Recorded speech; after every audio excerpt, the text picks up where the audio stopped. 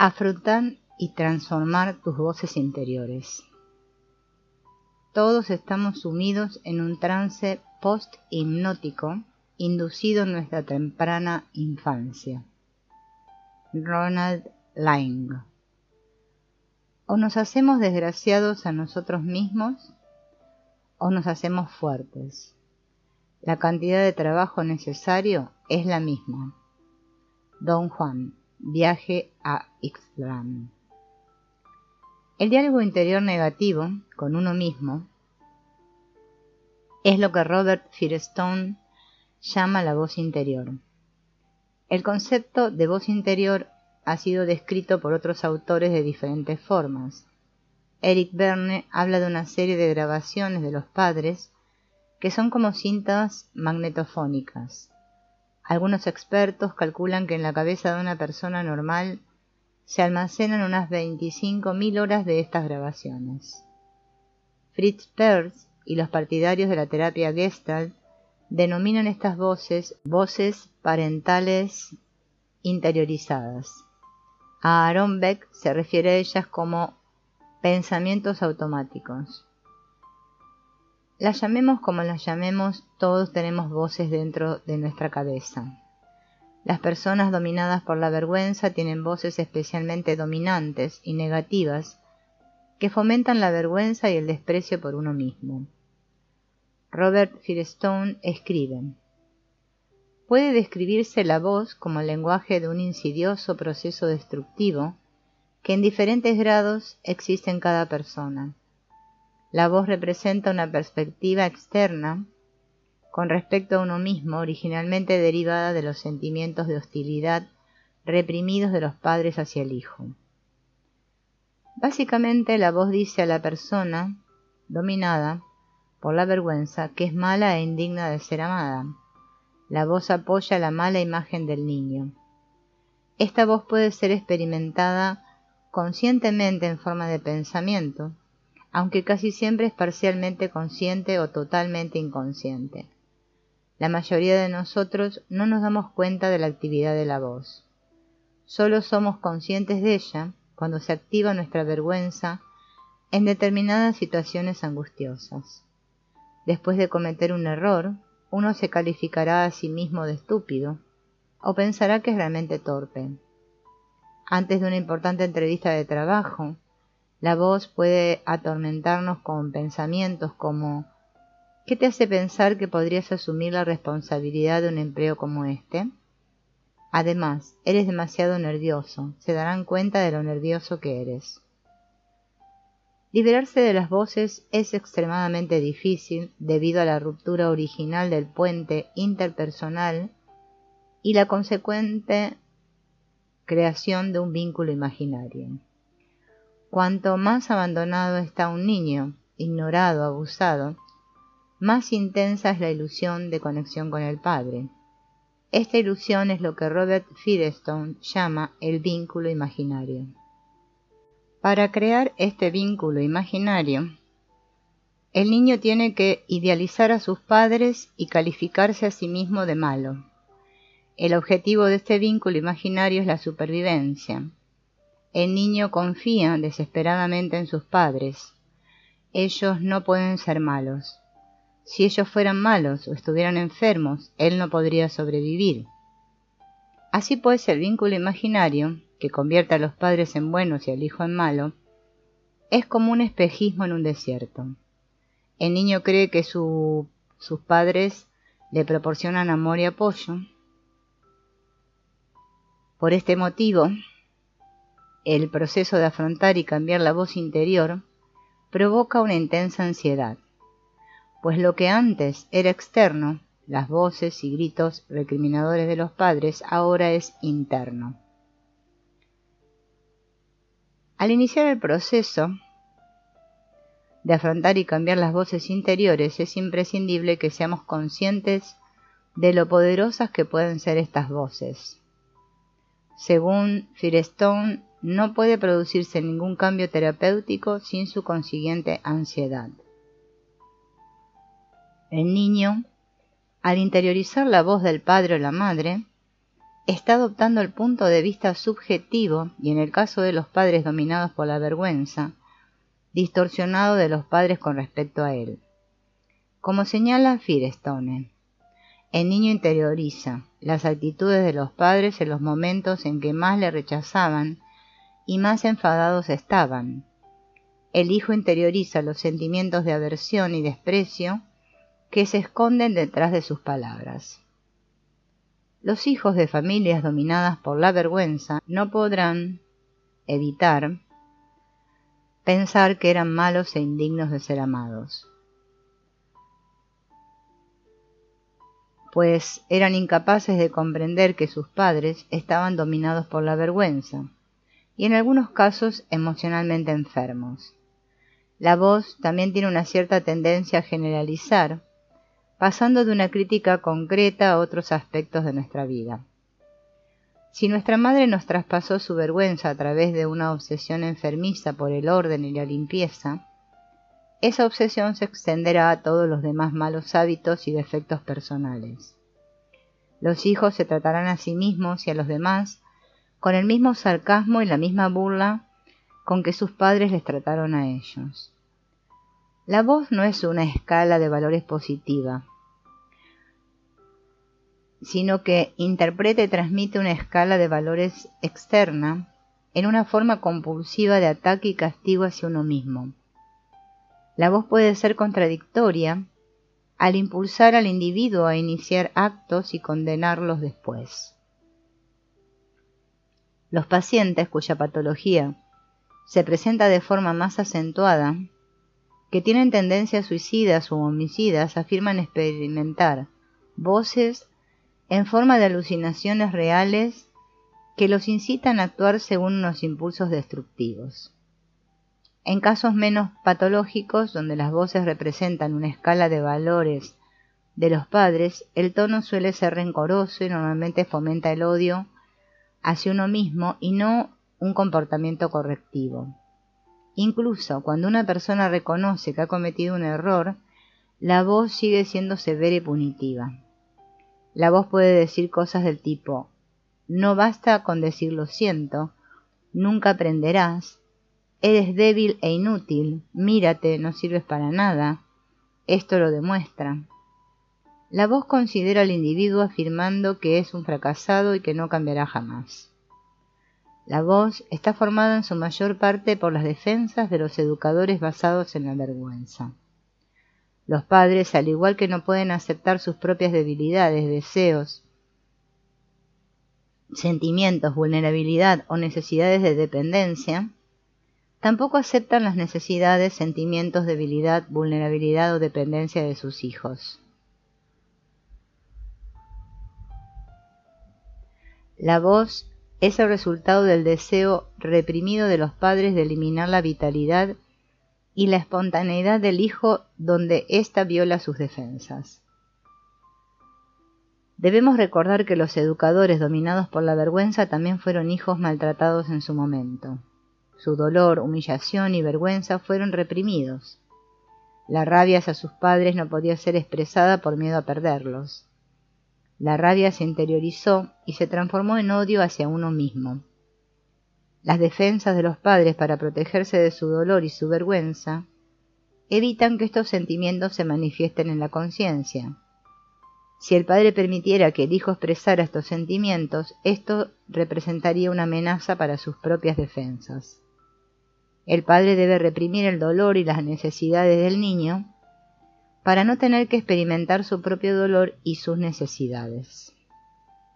Por eso es muy importante que aprendamos a escuchar nuestro diálogo interior, es decir, nuestras propias voces interiores. El aspecto más destructivo de la voz interior se denomina con el nombre de pensamientos automáticos. Imagina la siguiente situación. En un estadio de fútbol lleno de público, una mujer grita, se pone de pie, da una bofetada al hombre sentado a su lado y se marcha corriendo. Varias personas están mirando la escena y cada una reacciona de forma diferente. Un hombre se asusta, un adolescente se enfada, un hombre de mediana edad se deprime, un terapeuta siente curiosidad, Un sacerdote se siente incómodo. La misma escena provocó sentimientos muy diferentes en cada uno de los testigos. Esto se debe a los pensamientos automáticos de cada observador. Siendo niño, el hombre asustado solía recibir las bofetadas de su madre, que además gritaba con frecuencia. En ese momento oyó la voz de su madre chillando. ¿Es que no tienes cerebro? El adolescente enfadado piensa, las mujeres pueden pegar a los hombres y no pasa nada, igual que mi hermana me pega a mí sin ser castigada. No es justo. El hombre de mediana edad, recién divorciado, piensa, ¿acaso ya nadie se entiende con su pareja? Es realmente triste. El terapeuta piensa, me pregunto qué le habrá dicho él para provocar esa reacción. Y el sacerdote piensa, ¿no era esa mujer una de mis feligresas? ¡Qué bochorno! En todos los casos, el sentimiento del observador es el resultado de un pensamiento. La respuesta emocional es la consecuencia del pensamiento que interpreta el suceso. Nuestra mente está repleta de pensamientos, muchos de los cuales se producen de forma inconsciente y automática. La vergüenza interiorizada hace que el individuo se centre un grupo concreto de pensamientos automáticos y excluya todos los pensamientos contrarios. Esta preocupación crea una especie de visión limitada que hace que el individuo solo piense en un tipo de pensamientos y solo preste atención a un aspecto de su entorno. Aaron Beck utiliza la expresión abstracción selectiva para describir esta visión limitada. Abstracción selectiva significa que solo vemos determinados aspectos del mundo que nos rodea, excluyendo todo lo demás. La visión limitada es producto de la vergüenza tóxica. Las voces interiores son muy poderosas.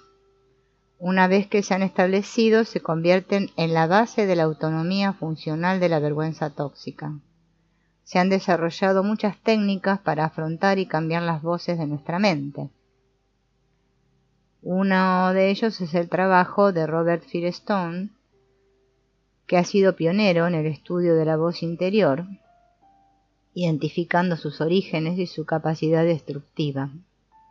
Él ha desarrollado unos efectivos métodos para que la conciencia de la persona perciba estos pensamientos hostiles.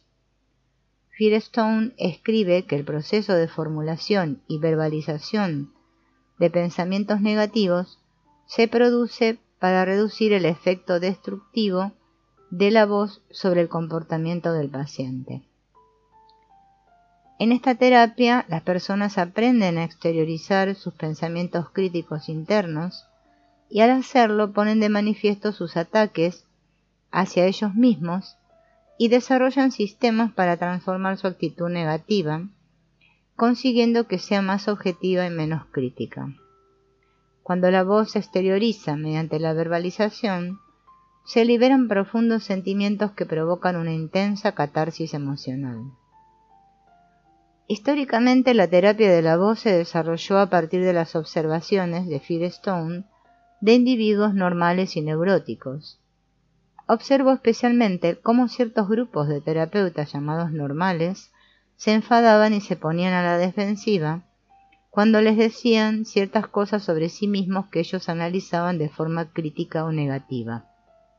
Normalmente, su actitud defensiva, escribe Firestone, no estaba relacionada con la precisión o imprecisión de las respuestas que recibían, sino que parecía coincidir con sus propias evaluaciones negativas de sí mismos. En otras palabras, cuanto más intensa era su reacción defensiva, más se criticaban a ellos mismos del mismo modo. Firestone llegó a la conclusión de que las evaluaciones de otras personas, cuando validan la distorsionada percepción de uno mismo, tienden a fomentar un pensamiento obsesivo. Como ya nos torturamos con nuestros propios ataques y pensamientos críticos, cuando alguien nos ataca del mismo modo nos sentimos muy amenazados. Técnicas para exteriorizar las voces internas. Las técnicas de Firestone se utilizan principalmente en el contexto de terapia individual y de grupo. Aquí lo que vamos a ver es una adaptación de este trabajo. Y si practicas el siguiente ejercicio y te sientes abrumado, déjalo inmediatamente. Esto significa que necesitas hacerlo con alguien que esté preparado para ayudarte. Diario de sobrereacciones. Esta técnica proviene de los primeros estudios de Firestone sobre las causas que provocan la aparición de las voces críticas y obsesivas. Se obtienen mejores resultados cuando se forma parte de un grupo, pero también puede llevarse a la práctica en el contexto de tu vida personal cotidiana. Todas las noches antes de acostarte, piensa en lo que te ha ocurrido durante el día. ¿En qué momentos has estado triste? ¿Cuándo has sobrereaccionado? ¿Cuál era el contexto? ¿Quién estaba contigo? ¿Qué te dijeron? Compara lo que te dijeron con lo que tú te dices a ti mismo.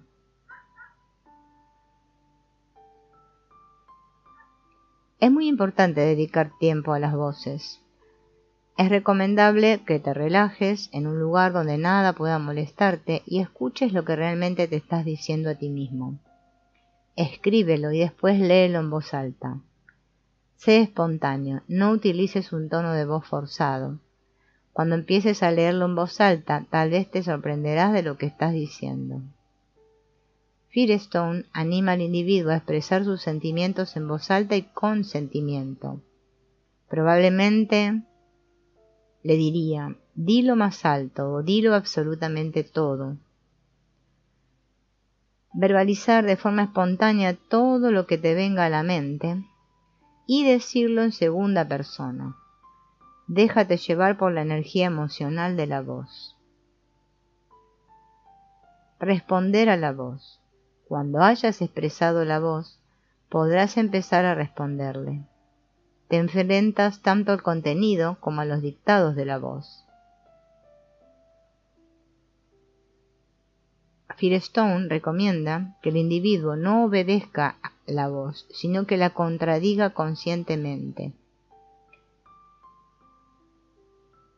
Identificar la crítica interior.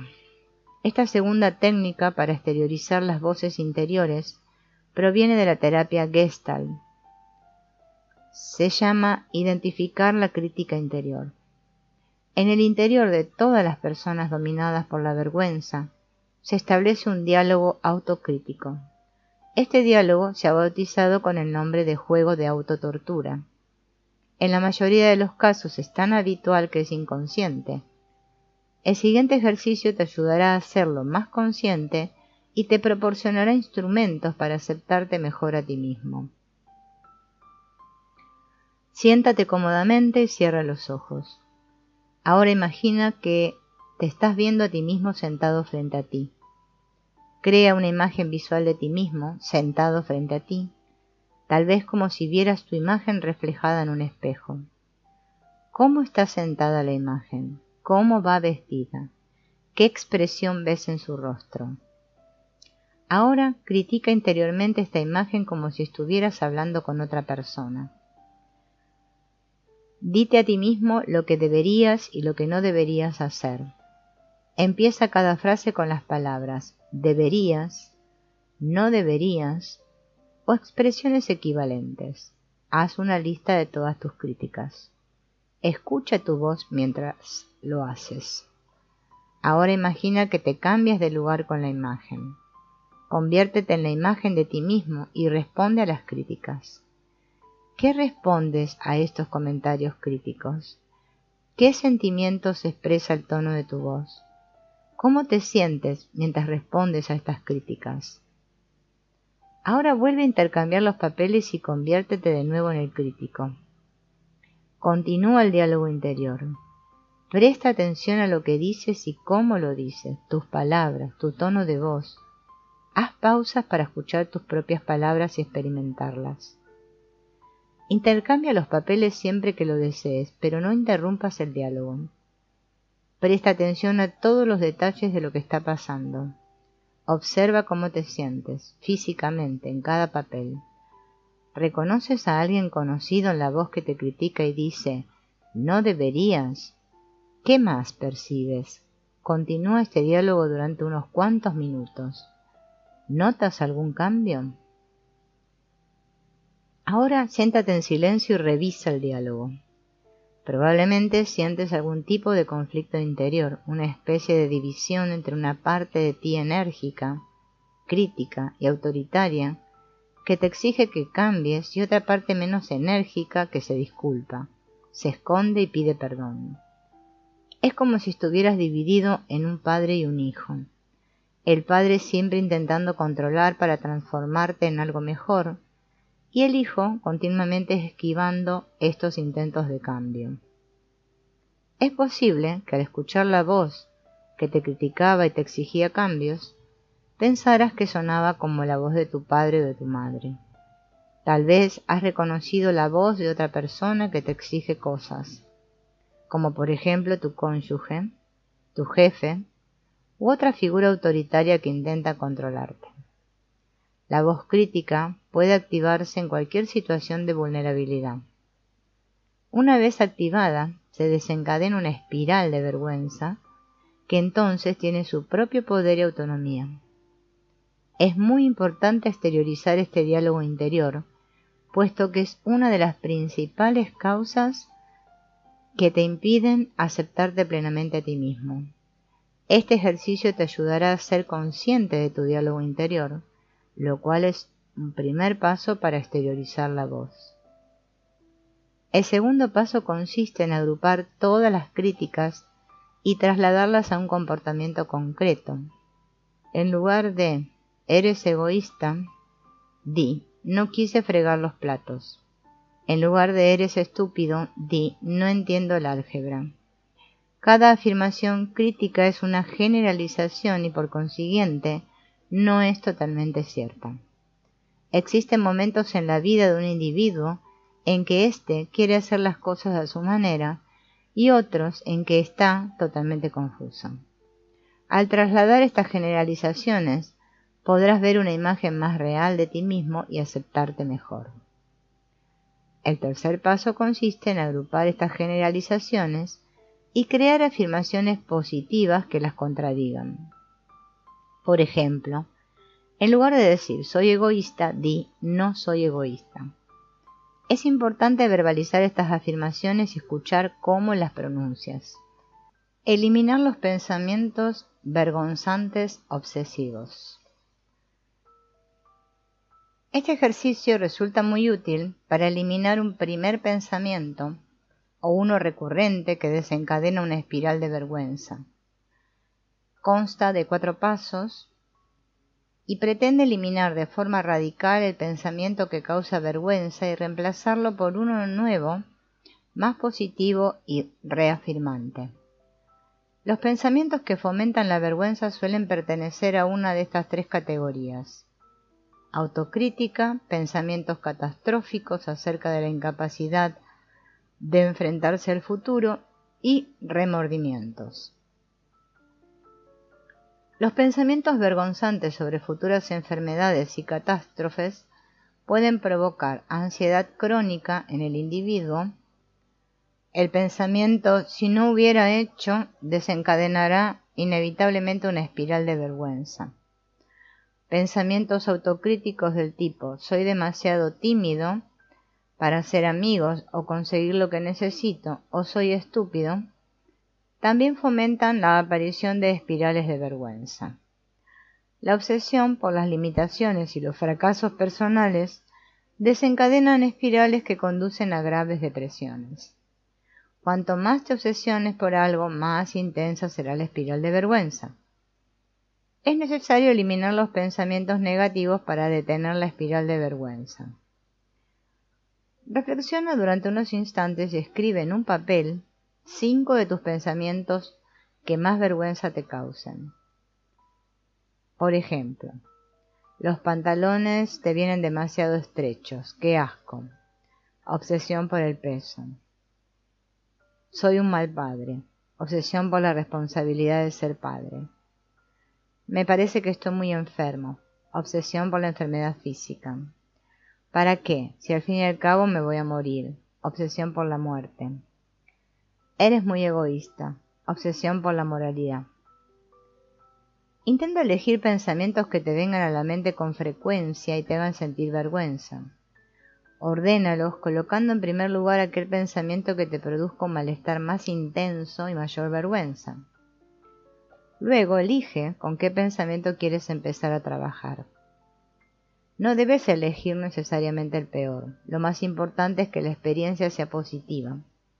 De modo que elige uno que creas que seas capaz de superar.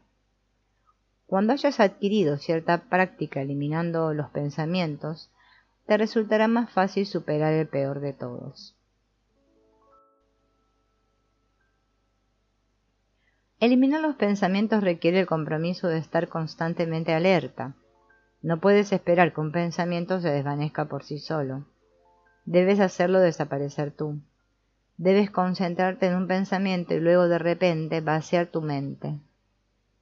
Para eliminar un pensamiento obsesivo que causa vergüenza, debes seguir los 4 pasos que describiré a continuación. Primer paso: imaginar los pensamientos. Cierra los ojos y crea una situación en que sea probable que se produzca tu pensamiento obsesivo.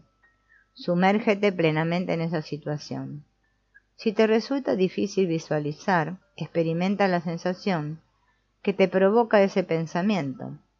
O también puedes escuchar una voz que te dice este pensamiento. Imagina todos los detalles que puedas acerca de esa escena, cómo vas vestido, los olores, las sensaciones, los sonidos, otras personas. Ahora empieza a seguir la cadena de pensamientos que se te ocurrían en esa situación. Sumérgete en el diálogo interior. Experimenta plenamente esta situación antes de iniciar el segundo paso. Si empiezas a sentir vergüenza, será una buena señal, porque si eres capaz de intensificar los sentimientos que te causan vergüenza de forma voluntaria, también serás capaz de reducirlos cuando lo desees. Segundo paso: interrumpir los pensamientos. Los pensamientos pueden interrumpirse utilizando cualquier recurso que nos sobresalte, por ejemplo, una alarma de un despertador. Siéntate o túmbate y relájate tanto como sea posible. Cierra los ojos y regresa a la situación que te causa vergüenza. Repasa los detalles de la escena y deja que te sugieran diversas asociaciones. Recuerda imágenes, pensamientos o personas que están relacionadas con la experiencia. Cuando oigas la palabra basta, en un tono enérgico, que la puedes grabar en tu celular, por ejemplo, con una alarma, concédete un periodo de 30 segundos durante los cuales tu mente pueda permanecer totalmente en blanco. Inténtalo de nuevo. Regresa a los pensamientos dolorosos, pon la cinta en marcha o la grabación y cuando escuches la alarma, basta, observa durante cuánto tiempo tu mente es capaz de liberarse del pensamiento doloroso. Recuerda que los pensamientos volverán a aparecer. Para adquirir más práctica, deja la grabación en marcha mientras regresas al pensamiento obsesivo. Varía los intervalos de tiempo cuando oigas tu voz gritando basta. Repítelo tantas veces como sea necesario. Tercer paso: interrumpir los pensamientos sin ayuda. Ahora necesitas estar en un lugar donde no te sientas cohibido. Necesitas poder gritar la palabra basta sin preocuparte por nada. Programa la alarma para que suene dentro de 3 minutos. Regresa al pensamiento obsesivo. Experiméntalo con todos los sentimientos asociados a este pensamiento. Y cuando suene la alarma, junto con la alarma gritas basta. Y observa cuánto tiempo tu mente se libera del pensamiento doloroso.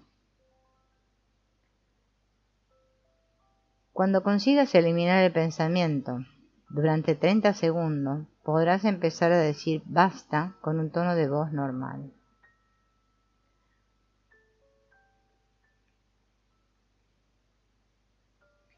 Puede ser que necesites cuando digas basta, golpear la mesa o tirar un almohadón o lo que sea.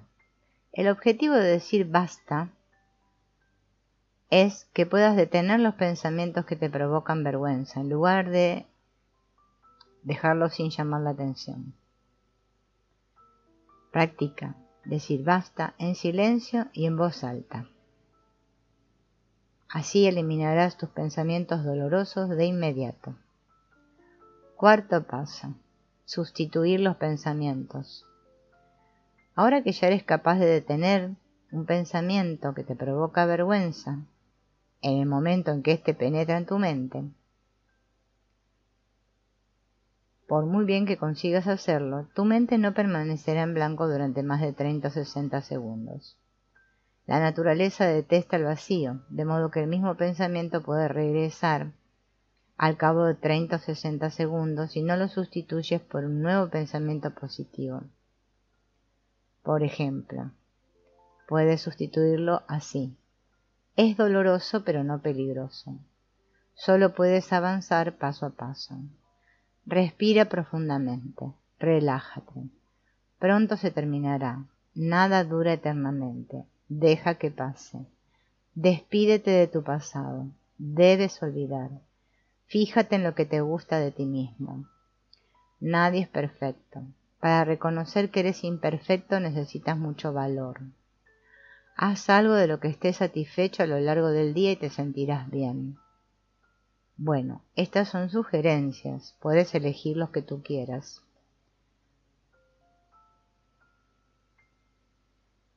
Estos pensamientos positivos reciben el nombre de afirmaciones efectivas. El primero en utilizar este tipo de afirmaciones efectivas después de interrumpir un pensamiento fue Meichenbaum, quien en su momento bautizó este proceso con el nombre de inoculación de la atención. Las afirmaciones efectivas nos recuerdan que tenemos el poder de controlar nuestras reacciones y espirales de vergüenza.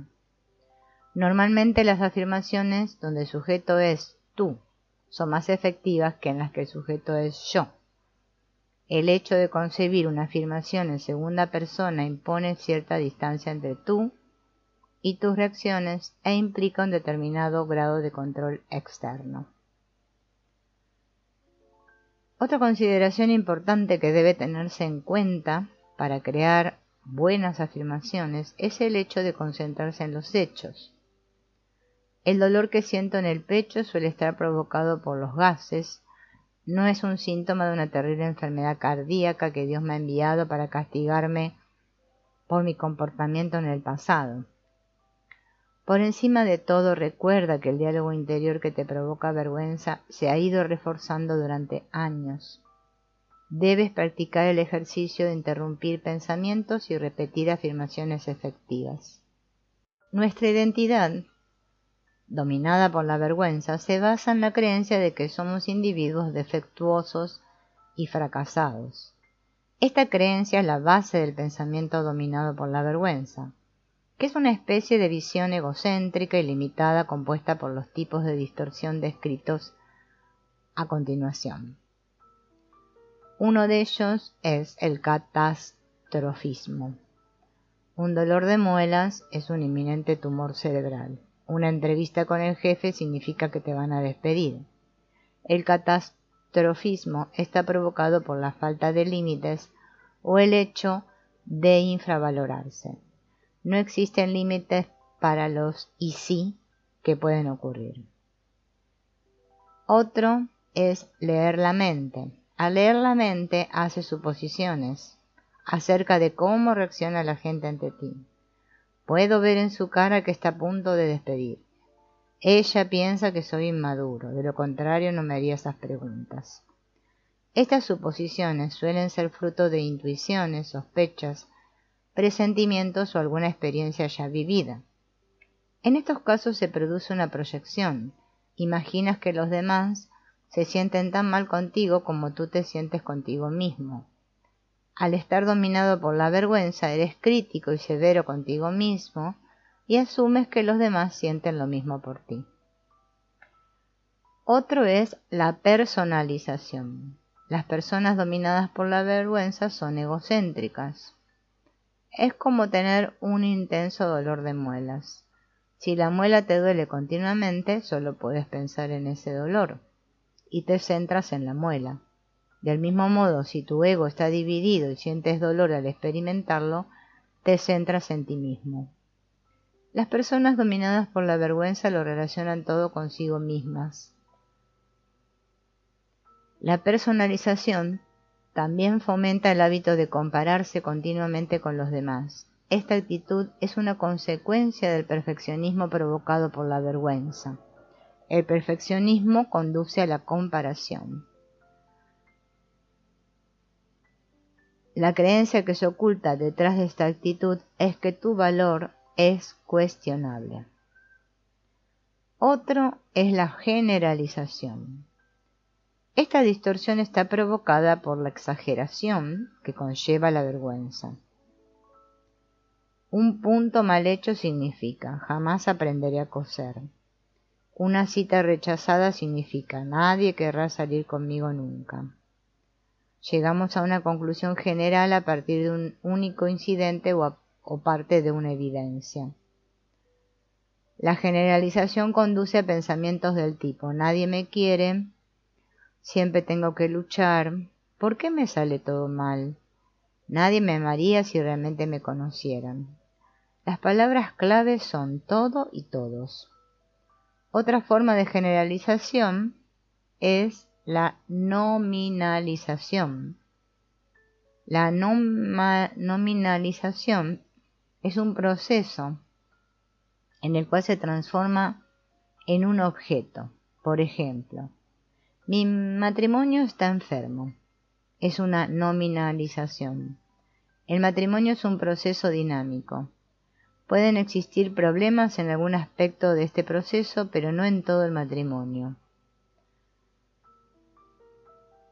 Las generalizaciones conducen a llevar un estilo de vida cada vez más restringido, porque afirman que alguna ley inmutable gobierna nuestras oportunidades de ser felices.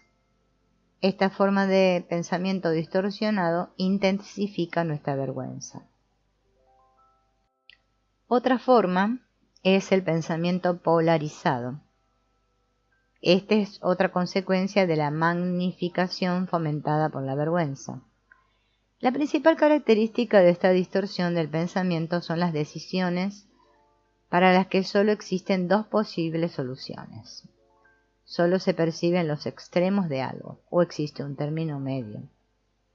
Las personas y las cosas son buenas o malas, maravillosas o terribles. El aspecto más destructivo de esta distorsión del pensamiento es la influencia que ejerce sobre el concepto que tenemos de nosotros mismos. Si no eres perfecto, entonces eres un fracasado. No hay lugar para errores. Otra distorsión es tener razón. Como persona dominada por la vergüenza, debes demostrar continuamente que tus opiniones y tu comportamiento son los correctos. Entonces vives siempre a la defensiva. Como no puedes cometer un error, no te interesa la verdad de otras opiniones, solo te preocupas por defender las tuyas. Este pensamiento distorsionado te mantiene atrapado en la jaula de la vergüenza, porque raras veces escuchas información nueva. No conoces nuevos datos que podrían ayudarte a cambiar el concepto que tienes de ti. Otro trastorno es la obsesión por el debería.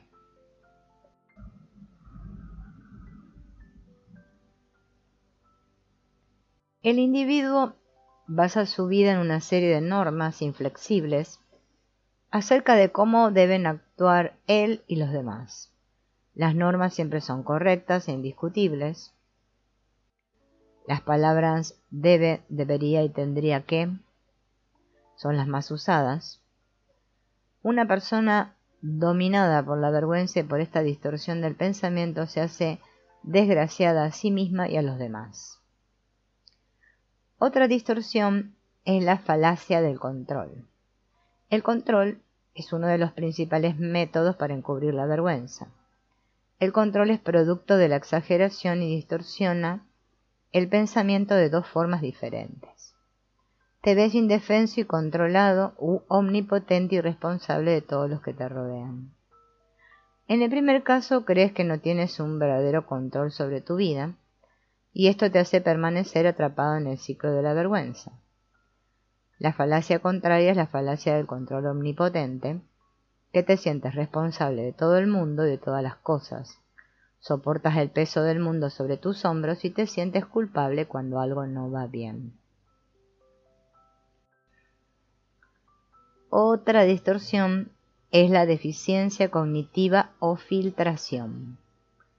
Esta distorsión del pensamiento consiste en escoger un elemento de una situación y excluir todo lo demás.